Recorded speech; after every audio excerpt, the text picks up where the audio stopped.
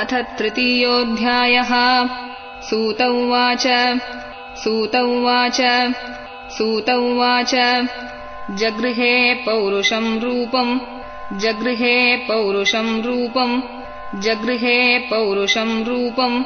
भगवान् महदादिभिः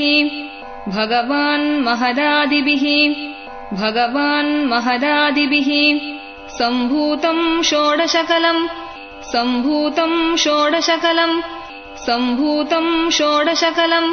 आदौ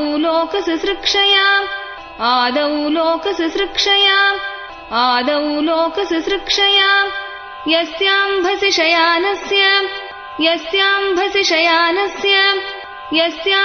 शयानस्य योगनिद्रां वितन्वतः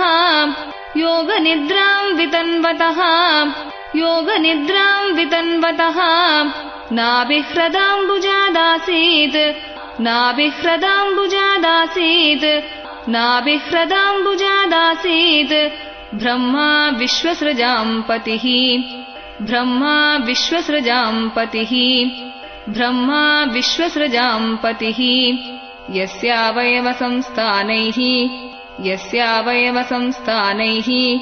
यस्यावयवसंस्थानैः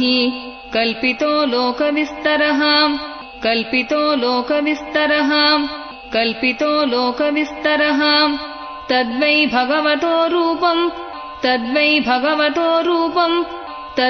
भगवतो रूपम्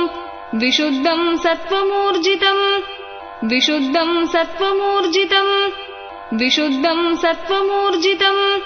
पश्यन्त्यदो रूपम् अधभ्रचक्षुषा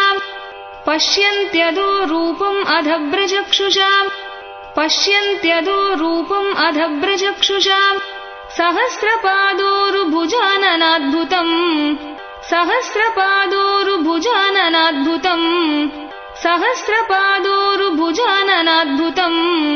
सहस्रमूर्धश्रवणाक्षिनासिकम्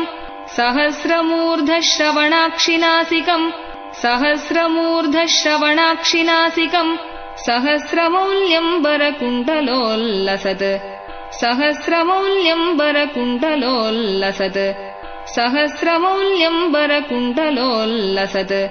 एतन्नानावताराणाम्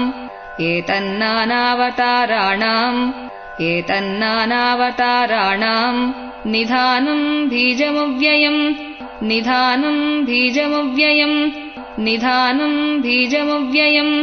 यस्यांशांशेन सृज्यन्ते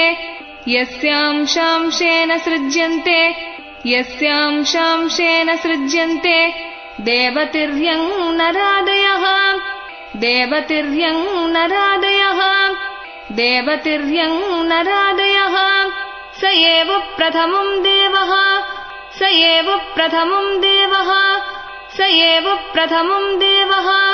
कौमारं सर्गमास्तितः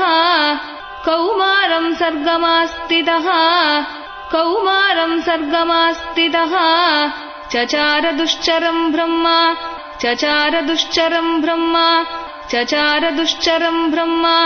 ब्रह्मचर्यम् अखण्डितम्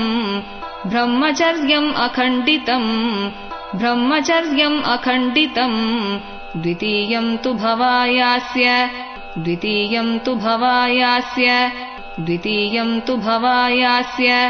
रसातलगतां महीम्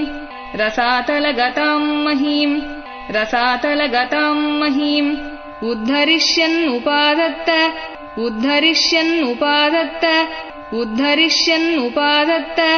यज्ञेशः सौकरं वपुः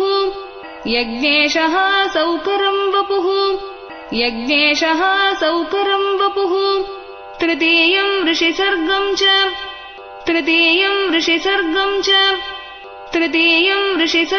च देवर्षित्वम् उपेत्य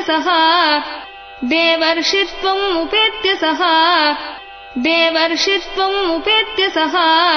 तन्त्रं सात्वतमाचष्ट नैष्कर्म्यं कर्मणां यतः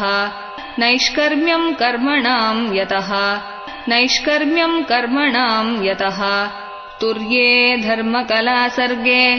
तुर्ये धर्मकलासर्गे तुर्ये धर्मकलासर्गे नरनारायणावृषि नरनारायणावृषि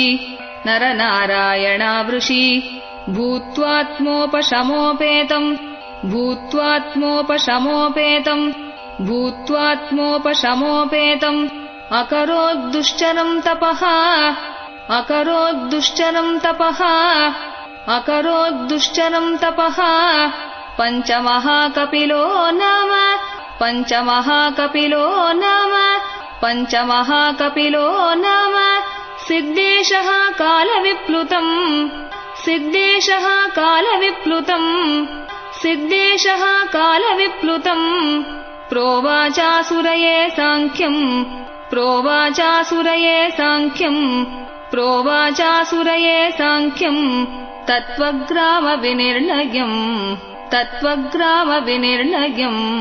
तत्त्वग्रामविनिर्णयम् षष्ठे अत्रेरपत्यत्वम् षष्ठे अत्रेरपत्यत्वम् षष्ठे अत्रेरपत्यत्वम् वृतः प्राप्तो न सूयया वृतः प्राप्तो न सूयया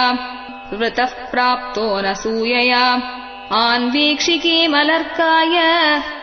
आन्वीक्षिकीमलर्काय आन्वीक्षिकीमलर्काय प्रह्लादादिव्य ऊचिवान् प्रह्लादादिव्य ऊचिवान्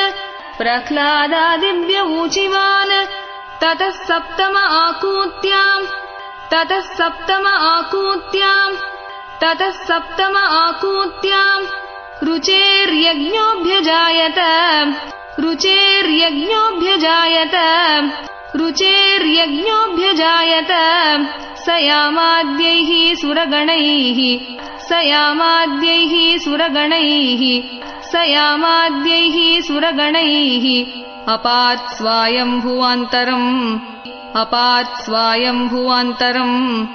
अपात्स्वायम्भुवान्तरम् अष्टमे मेरुदेव्याम् तु अष्टमे मेरुदेव्याम् तु अष्टमे मेरुदेव्याम् तु नाभेर्जात उरुक्रमः नाभेर्जात उरुक्रमः नाभेर्जात उरुक्रमः दर्शयन् वर्त्मधीराणाम् दर्शयन् वर्त्मधीराणाम् दर्शयन् वर्त्मधीराणाम् सर्वाश्रमनमस्कृतम् सर्वाश्रमनमस्कृतम् सर्वाश्रमनमस्कृतम् ऋषिभिर्याचितो भेजे ऋषिभिर्याचितो भेजे ऋषिभिर्याचितो भेजे नवमम् पार्थिवम् वपुः नवमम् पार्थिवम् वपुः नवमम् पार्थिवम् वपुः दुग्धे माम् ओषधीर्विप्राः दुग्धे माम् ओषधीर्विप्राः दुग्धे माम् ओषधीर्विप्राः तेनायम् स उषत्तमः तेनायम् स उषत्तमः तेनायम् स उषत्तमः रूपम् स जगृहे मात्स्यम् रूपम् स जगृहे मात्स्यम् रूपम् स जगृहे मात्स्यम् चाक्षुषोधदि सम्प्लवे चाक्षुषोधदि सम्प्लवे चाक्षुषोधदि सम्प्लवे नाव्यारोप्य महीमय्याम् नाव्यारोप्य महीमय्याम् नाव्यारोप्य महीमय्याम् अपाद्वैवस्वतम् मनुम् अपाद्वैवस्वतम् मनुम् अपाद्वैवस्वतम् मनुम् सुरासुराणाम् उदधिम् सुरासुराणाम् उदधिम् सुरासुराणाम् उदधिम् मत्नताम् मन्दराचलम् मत्नताम् मन्दराचलम् मत्नताम् मन्दराचलम् दध्रे कमठरूपेण दध्रे कमठरूपेण दध्रे कमठरूपेण पृष्ठ एकादशे विभुः पृष्ठ एकादशे विभुः पृष्ठ एकादशे विभुः धान्वन्तरम् द्वादशमम् धान्वन्तरम् द्वादशमम् धान्वन्तरम् द्वादशमम् त्रयोदशममेव च त्रयोदशममेव च त्रयोदशममेव च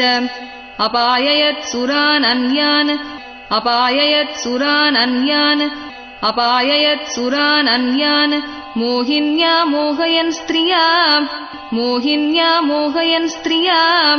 मोहिन्या मोहयन् स्त्रिया चतुर्दशं नारसिंहम् चतुर्दशं नारसिंहम् चतुर्दशं नारसिंहम् बिभ्रद्दैत्येन्द्रमूर्जितम् बिभ्रद्दैत्येन्द्रमूर्जितम् बिभ्रद्दैत्येन्द्रमूर्जितम् ददार करजैर्वक्षसि ददार करजैर्वक्षसि ददार करजैर्वक्षसि एरकाम् कटकृद्यता एरकाम् कटकृद्यता एरकाम् कटकृद्यता पञ्चदशं वामनकम् पञ्चदशं वामनकम् पञ्चदशं वामनकम् कृत्वागाद् अध्वरम् भलेः कृत्वागाद् अध्वरम् भलेः कृत्वागाद् अध्वरम् भलेः पदत्रयम् याचमानः पदत्रयम् याचमानः पदत्रयम् याचमानः प्रत्यादित्सुः त्रिविष्टपम् प्रत्यादित्सुः त्रिविष्टपम् प्रत्यादित्सुः त्रिविष्टपम् अवतारे षोडशमे अवतारे षोडशमे अवतारे षोडशमे पश्यन् ब्रह्मद्रुहो नृपान् पश्यन् ब्रह्मद्रुहो नृपान् पश्यन् ब्रह्मद्रुहो नृपान् त्रिसप्तकृत्वः कुपितो त्रिसप्तकृत्वः कुपितो त्रिसप्तकृत्वः कुपितो निःक्षत्राम् अकरोन्महीम् निःक्षत्राम् अकरोन्महीम् निःक्षत्राम् अकरोन्महीम् ततः सप्तदशे जातः ततः सप्तदशे जातः ततः सप्तदशे जातः सत्यवत्याम् पराशरात् सत्यवत्याम् पराशरात् सत्यवत्याम् पराशरात् चक्रे वेदतरोः शाखा चक्रे वेदतरोः शाखा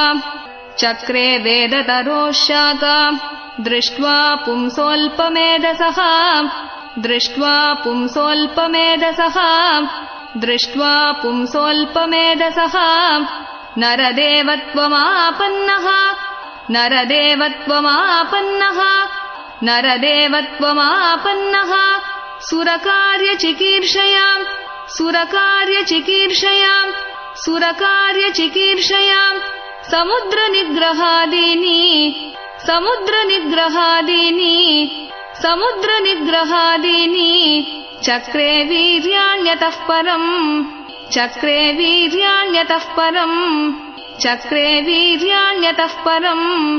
एकोनविंशे विंशतिमे एकोनविंशे विंशतिमे एकोनविंशे विंशतिमे वृष्णिषु प्राप्य जन्मनि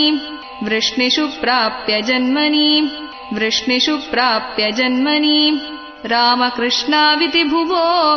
रामकृष्णाविति भुवो रामकृष्णाविति भुवो भगवान् अहरद्भरम् भगवान् अहरद्भरम् भगवान् अहरद्भरम् ततः कलौ सम्प्रवृत्ते ततः कलौ सम्प्रवृत्ते ततः कलौ सम्प्रवृत्ते सम्मोहाय सुरद्विषाम् सम्मोहाय सुरद्विषाम्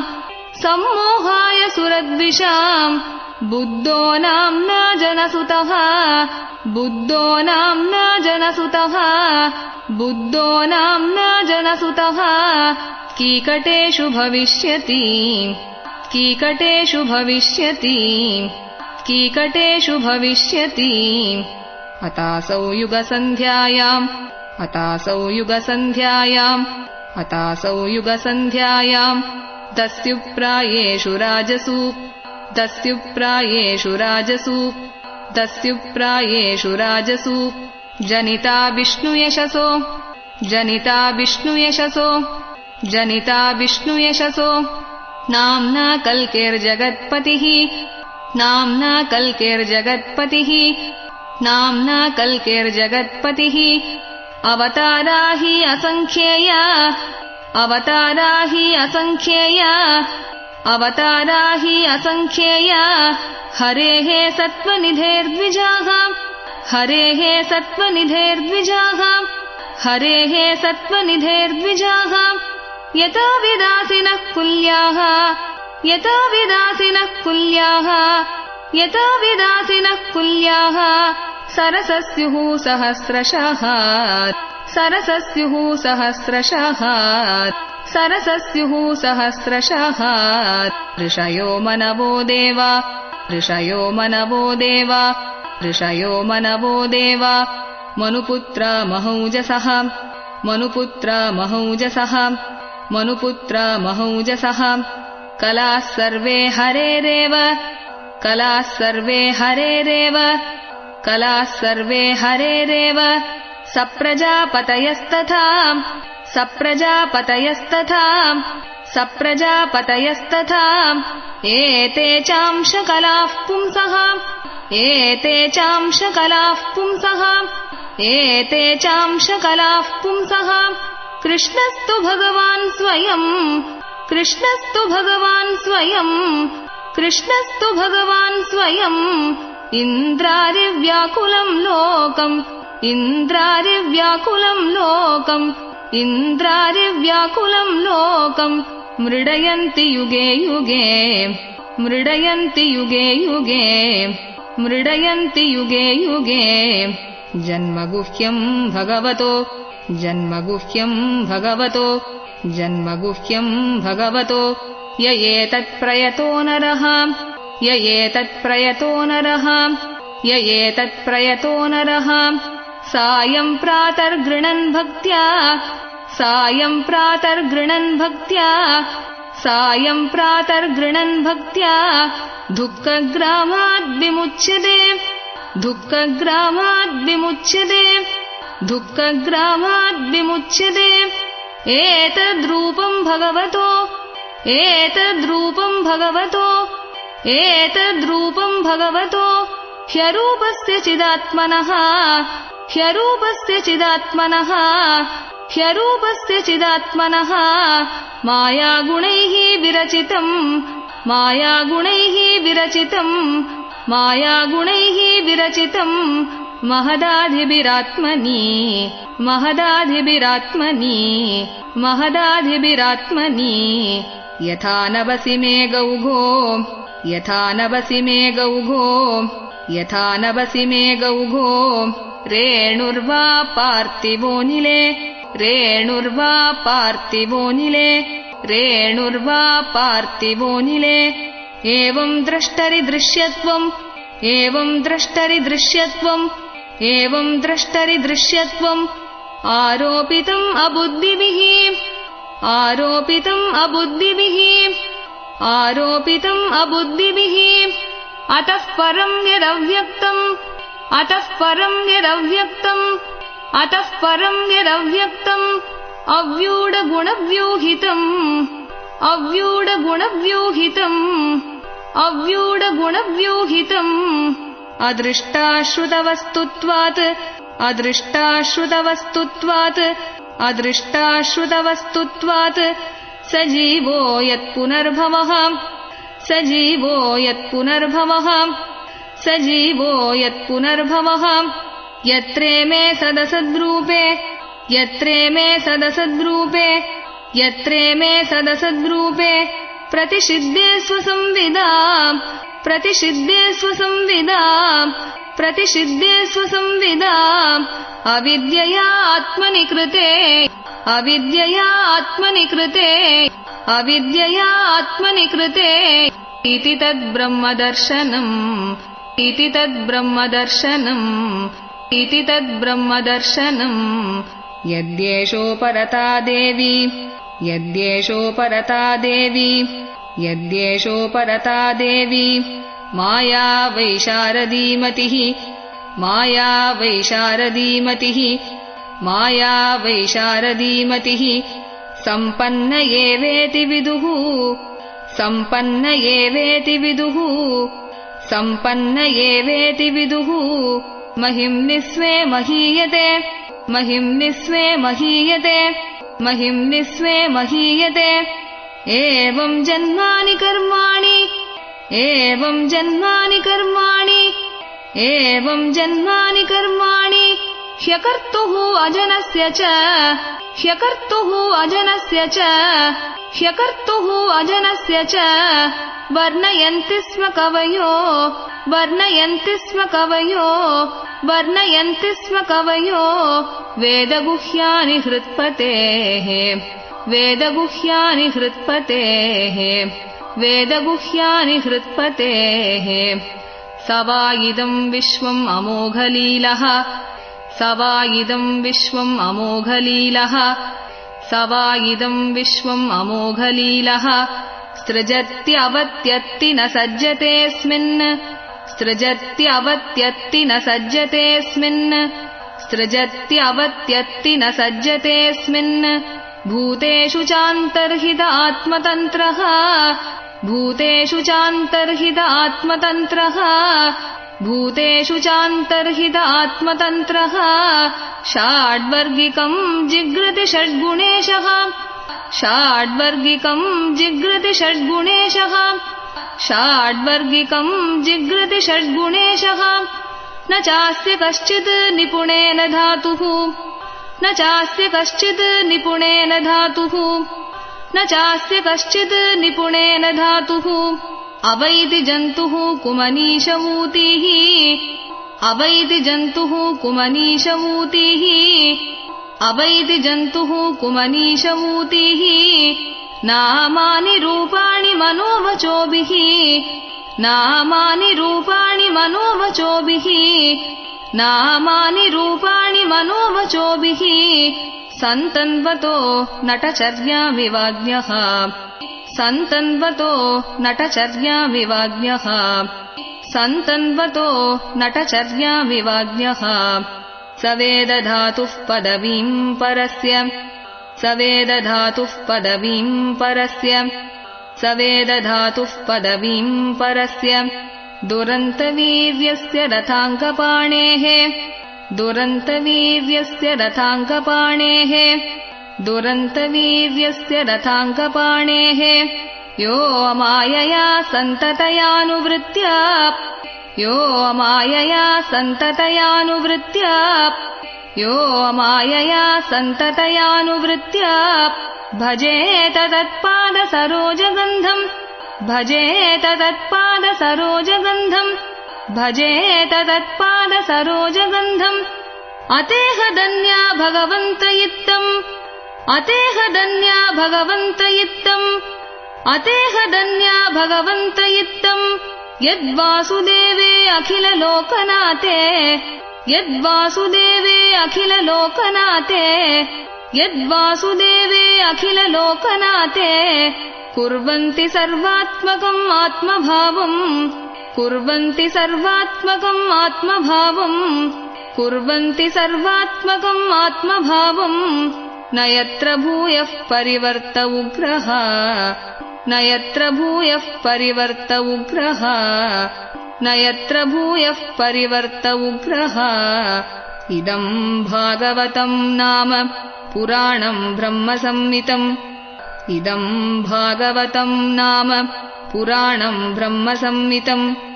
इदम् भागवतम् नाम पुराणम् ब्रह्मसंहितम् इदम् भागवतम् नाम पुराणम् ब्रह्मसंहितम्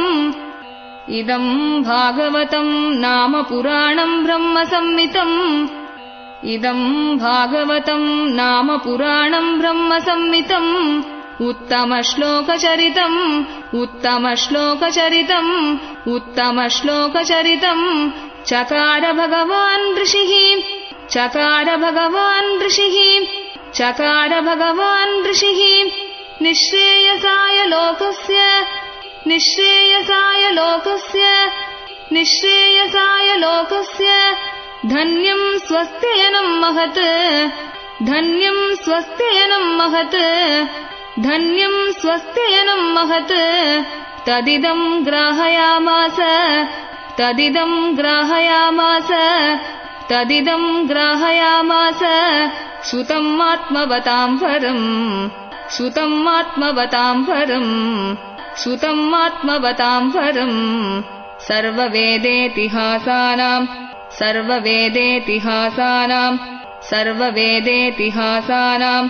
सारम् सारम् समुद्धृतम्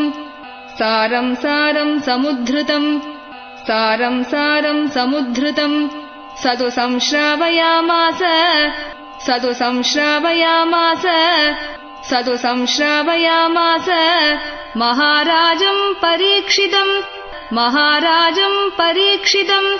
महाराजम् परीक्षितम् प्रायोपविष्टम्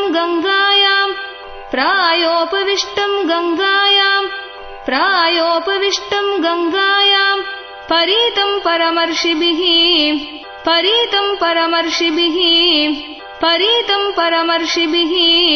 कृष्णे स्वधामोपगते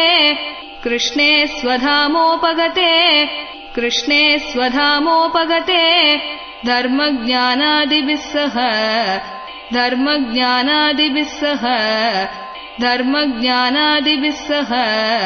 कलौ नष्टदृशाम् एष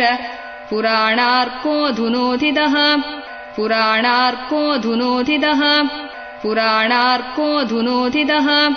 तत्र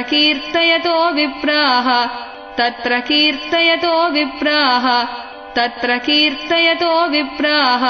विप्रर्षेर्भूरि तेजसः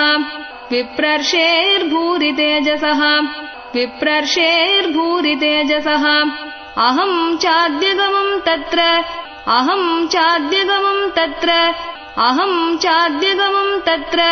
निविष्टः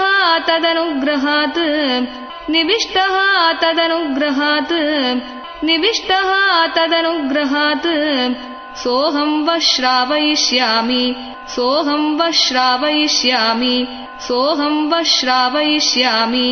यथाधीतम् यथामति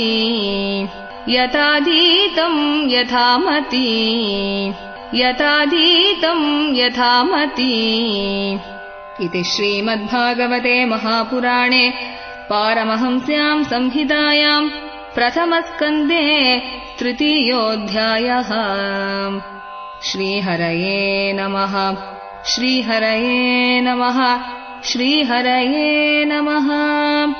गोपिका जीवनस्मरणम् गोविन्द सद्गुरुनाथ महाराज की जय।